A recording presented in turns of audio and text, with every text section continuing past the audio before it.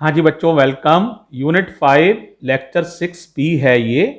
और ये lecture 6A के आगे कंटिन्यूटी में ही देखना है आपको। तो स्पीड ऑफ इलेक्ट्रोमैग्नेटिक वेव्स पर ही हम चर्चा कर रहे थे, तो वही आर्टिकल चल रहा है अभी भी। तो जरा देखो, इसका सेकंड पार्ट को ध्यान से देखो। फर्स्ट पार्ट में हमने इतना प्रूफ कर लिया था, E not equals to C B not, ये हम प्रूफ कर चुके हैं, ध्यान कर लीजिए।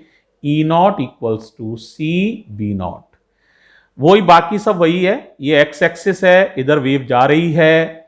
इलेक्ट्रिक फील्ड एक्स एक्सिस की तरफ बदल रहा है टाइम के साथ। मैग्नेटिक फील्ड भी एक्स एक्सिस की तरफ बदल रहा है टाइम के साथ। ये इलेक्ट्रिक फील्ड है, ये मैग्नेटिक फील्ड है। और अब हमने ये एक रेक्टेंगल लिया है। आपको लाइनें तिरछी नजर आ रही होंगी, तिरछी नहीं है बेटा, वास्तव में ये जेड एक्सिस के पैरेलल दिखाने के लिए तिरछी बना दी गई हैं।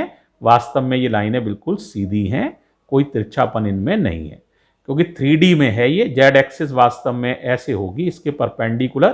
तो ये जो है ना रेक्टेंगल ऐसे बना, ऐसे नहीं है, यहां पर ऐसे है, सीधा बिल्कुल रेक्टेंगल है। यहां बिल्कुल इस तरह से रेक्टेंगल है, सीधा इस तरह से, ऐसे बिल्कुल सीधा ऐसे।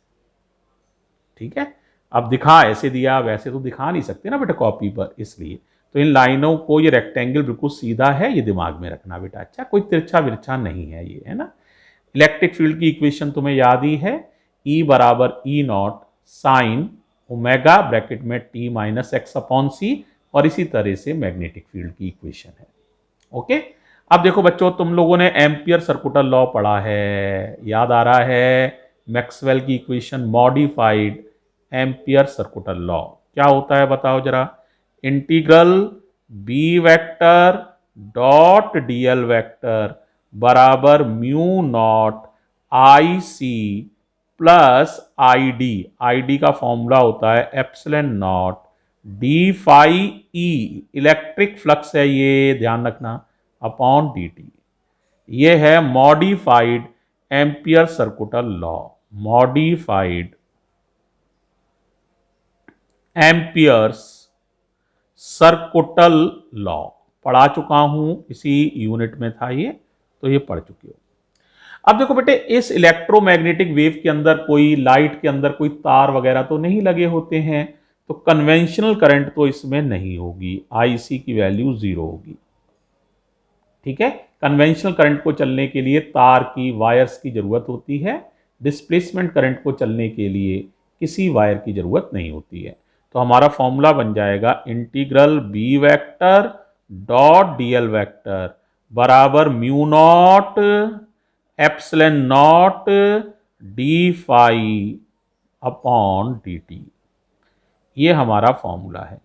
इसमें दो पार्ट हैं, एक एलएचएस ये वाला, एक आरएचएस ये वाला।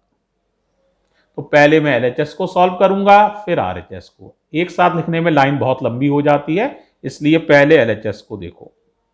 अब बताओ, एलएचएस को कितने पार्ट से मिलकर बना मान सकते हो, समझाया था, बोलो कितने पार्ट से। शाबाश, सही बोल रहे हो, जोर की बोलो लेकिन। हाँ, 4 पार्ट से। कौन कौन से हैं 4 पार्ट, जरा बोलो, कहां से कहां तक हैं, चारों पार्ट के नाम बताओ चलो। तो ये 4 पार्ट है, कहां से कहां तक हैं। P से Q, यू आर राइट।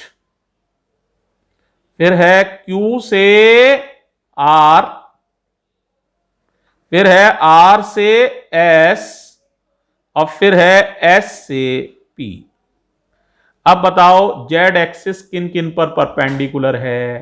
तो जो लाइन X एक्सिस के पैरेलल हैं उन पर Z एक्सिस परपेंडिकुलर होगी।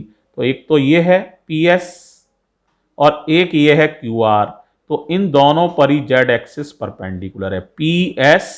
PS माने PS, और एक है QR। तो QR कौन सा हुआ, Q2R, इस पर Z एक्सिस परपेंडिकुलर है। मैग्नेटिक फील्ड और लेंथ वेक्टर परपेंडिकुलर हैं। तो आपको पता है A dot B A B cos theta होता है, थीटा 90 है, तो ये 0 हो जाएगा integral. Similarly S to P पर भी Z एक्सिस परपेंडिकुलर है, तो ये इंटीग्रल भी 0 हो जाएगा। तो सेकंड वाला इंटीग्रल और फोर्थ वाला इंटीग्रल 0 हो जाएंगे। क्लियर है? अब बताओ बचा कौन सा? एक तो ये बचा P2Q वाला। तो P2Q में देखो ये पैरेलल चल रहे हैं, राइट? तो एंगल कितना है? 0 डिग्री आएगा, 0 डिग्री। तो ये तो पॉजिटिव आएगा, BX1L cos 0। ये आएगा BX2L cos 180। फिर समझ लो ये PQ के लिए ये दूरी x1 पर हमें देखना पड़ेगा मैग्नेटिक फील्ड। तो magnetic field at x1 dl का इंटीग्रल L cos 0 डिग्री। इसमें magnetic field at x2 L लेकिन cos 180, क्योंकि इसमें एरो इधर है ऊपर की तरफ, तो ये एंगल 180 डिग्री। ओके, तो देखो जरा क्या आ जाएगा। सॉल्व कर रहे हैं इंटीग्रल B डॉट DL यानी LHS को। तो LHS की सॉल्विंग आई है बच्चों, जैसा कि आपने देखा है। कितना आया है LHS का सॉल्विंग? बोलो बेटा। हाँ, BX1 L cos 0 और plus B at x2 L cos 180। बोलो कितना हो जाएगा भाई ये? B at x1 तो लिख लोगे आराम से, B at x1 B0 sine omega T minus x1 upon C into L। और इसी तरह यहां लिखोगे B0 sine omega T minus, बोलो T माइनस कितना? x2 upon C into L। लेकिन ये cos 180 की वजह से नेगेटिव है, तो ये नेगेटिव है, यहां प्लस की जगह हटा के क्या लिख दो? माइनस। तो क्लियरिटी बढ़ जाएगी, है ना भाई? क्यों नेगेटिव है बता सकते हो? बताओ। cos 180 माइनस 1 है, तो ये माइनस आएगा।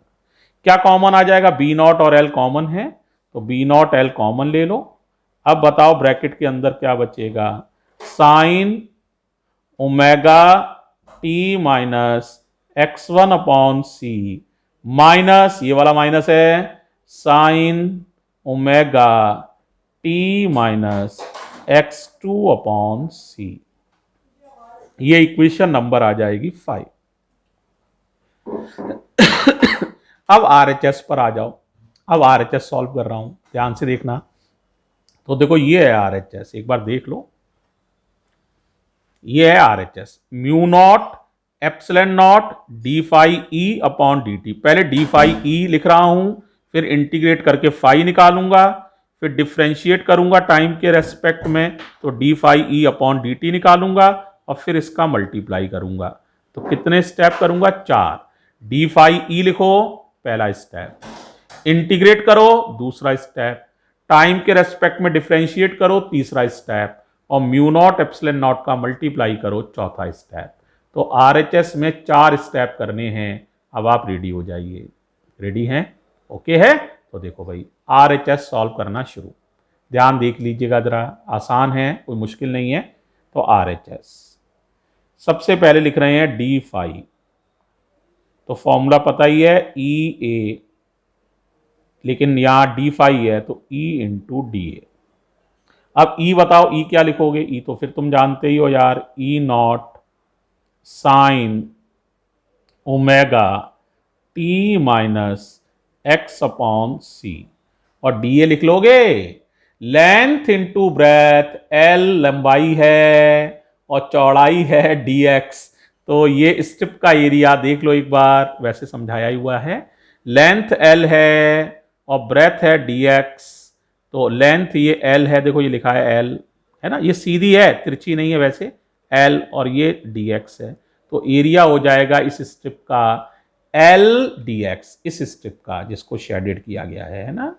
कितना एरिया हो जाएगा? L D x. तो देखो जरा लिख रहा हूं मैं, अब एल डी एक्स। हाँ भाई कितना लिख दिया? L D X. E not L बाहर आ गया,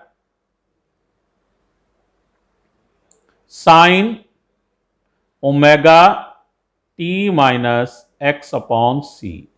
तो डी फाई ई है ये। अब इसे इंटीग्रेट कर दो, इंटीग्रल यहां पर भी लिमिट समझ सकते हो। x1 से x2 तक, क्योंकि ये dx है, किसके रेस्पेक्ट में इंटीग्रेट करना है, x के रेस्पेक्ट में, तो लिमिट है x1 से x2 तक।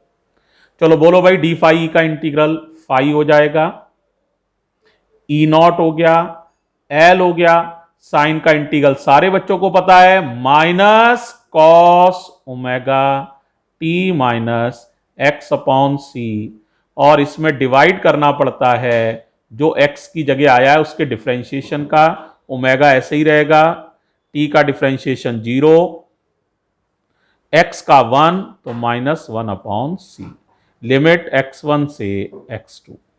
ये c कहां चला जाएगा, ऊपर, माइनस से माइनस कट, ओमेगा नीचे रहेगा, तो फाई ई हो जाएगा, ई नॉट एल, ये वाला सी ऊपर, E not L c upon omega cos omega T minus x upon c, limit है x1 से x2 तक।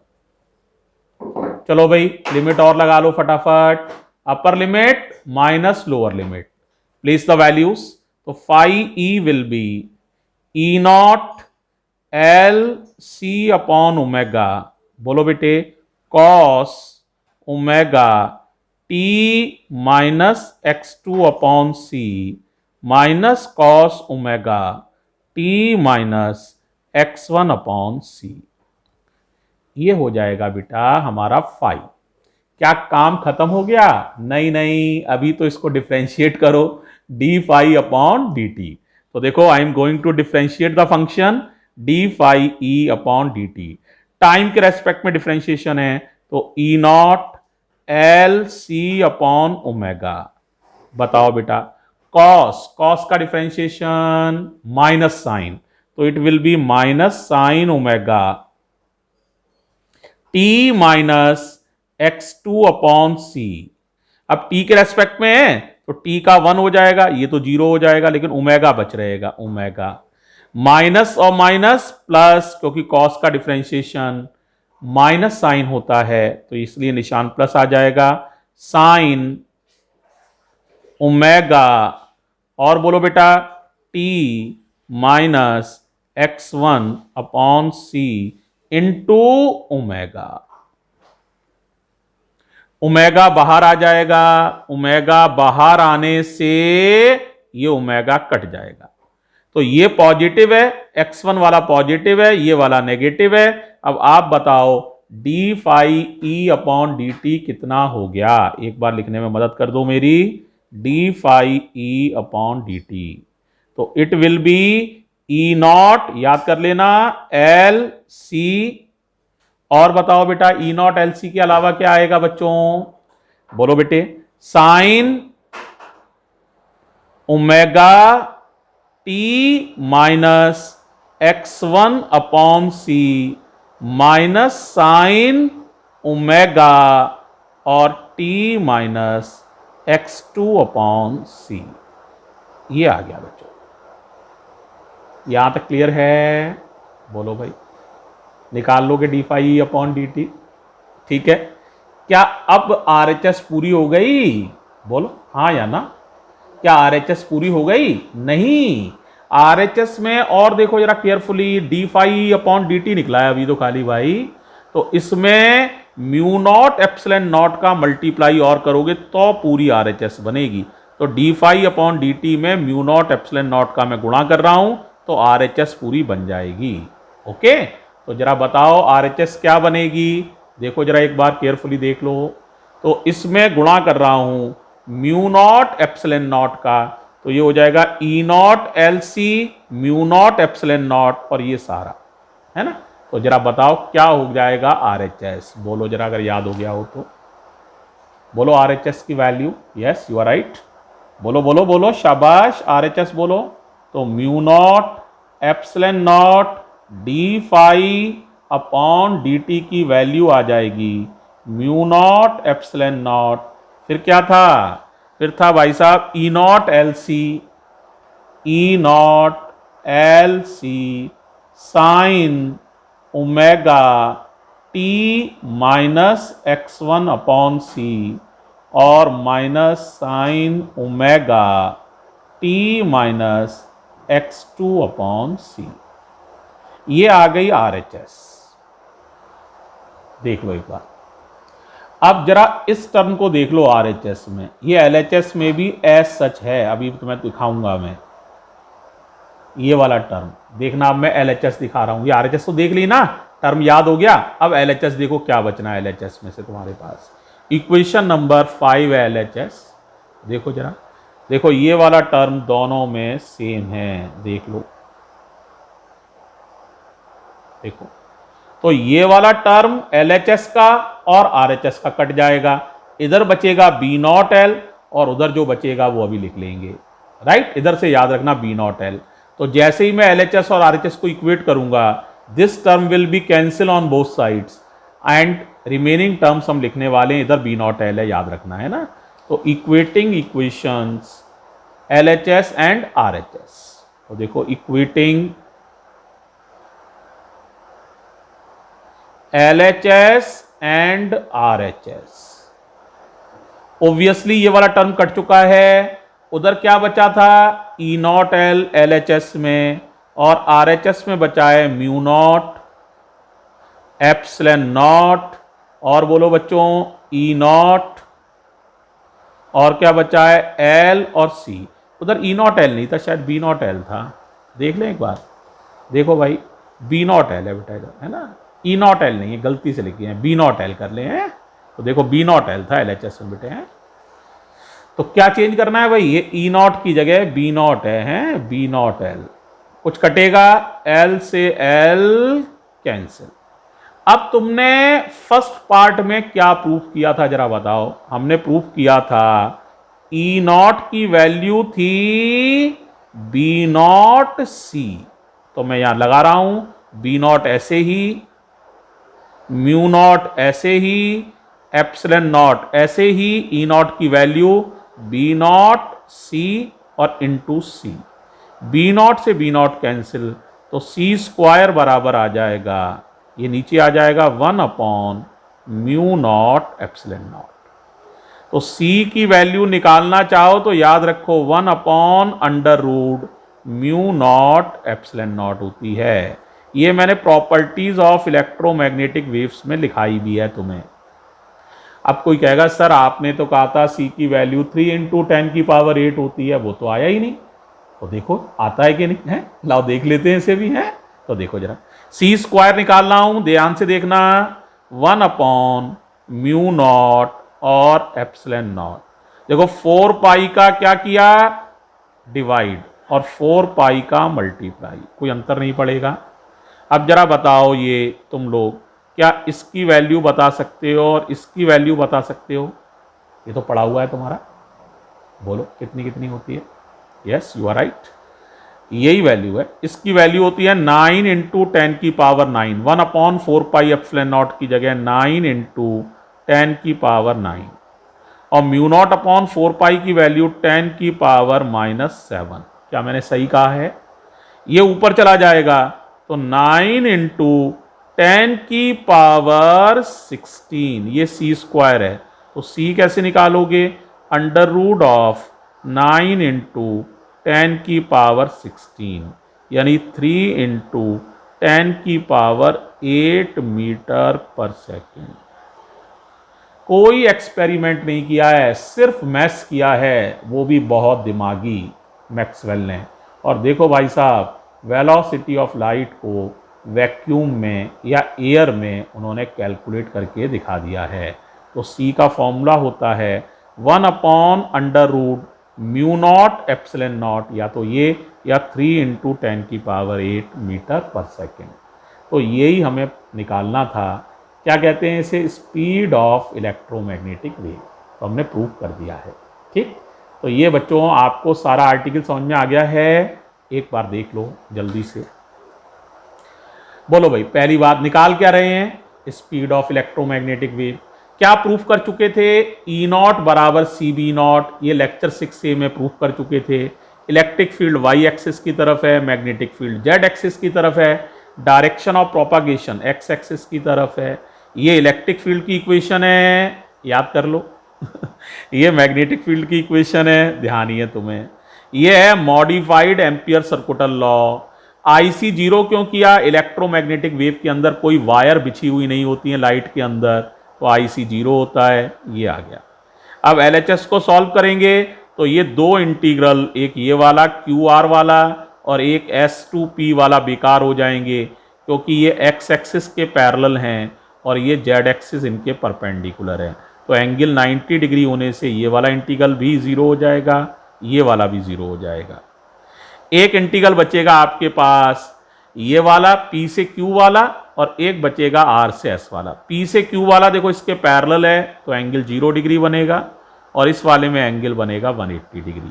तो ये आएगा B at x1, B at x1 L, और ये आएगा बी एट x2 L लेकिन नेगेटिव। तो ये हमारे इस तरह से आ जाएंगे, B at x1 L positive और B at x2 L negative. अब b की वैल्यू रख देंगे तो ये प्रोसेस हो जाएगा। फिर क्या करते हैं, डी फाई ई निकालते हैं ई डी ए की हेल्प से। डी ए की वैल्यू एल डी एक्स, फिर इसको इंटीग्रेट करो तो फाई ई निकल आएगा, फिर इसको डिफ्रेंशिएट करो तो D phi E upon D T निकल आएगा यहां तक। फिर इसमें म्यू नॉट एप्सिलॉन नॉट का मल्टीप्लाई करो, क्योंकि आरएचएस में D phi upon D T नहीं है, बल्कि mu not epsilon not D phi E upon D T है। तो म्यू नॉट एप्सिलॉन नॉट का गुणा करोगे तो पूरी आरएचएस बन जाएगी। तो हमने पूरी आरएचएस बनाने के लिए ये म्यू नॉट एप्सिलॉन नॉट का गुणा किया है, तो ये पूरी आरएचएस बन गई। ये वाला टर्म एलएचएस और आरएचएस में से कट जाएगा, तो यहाँ से बचेगा एलएचएस में से बी नॉट एल, यहाँ से ये बचेगा। ई नॉट की वैल्यू लगा देना, B naught C, B naught cut जाएगा तो सी का फॉर्मूला बन जाएगा। 4 पाई का मल्टीप्लाई और डिवाइड कर लेना, तो फिर तो तुम हाल समझ ही जाओगे। इस तरह से कि पहली बार किसी ने मैथमेटिकली स्पीड ऑफ लाइट को बेटे निकाला था। ठीक है, तो तुम देख ही रहे हो बेटा, इलेक्ट्रोमैग्नेटिक वेव जो ये चैप्टर है पूरा मैक्सवेल को डिवोटेड है, उनके आइडिया को डिवोटेड है कि बिना वायर के भी करंट चल सकती है। पूरा मॉडर्न कम्युनिकेशन, इलेक्ट्रोमैग्नेटिक वेव की स्पीड, उनका नेचर, सब कुछ उन्होंने निकाल के दिखाया सिर्फ मैथ्स और अपने दिमाग से है। तो salute to Maxwell. Thank you बेटे, थैंक यू सो मच।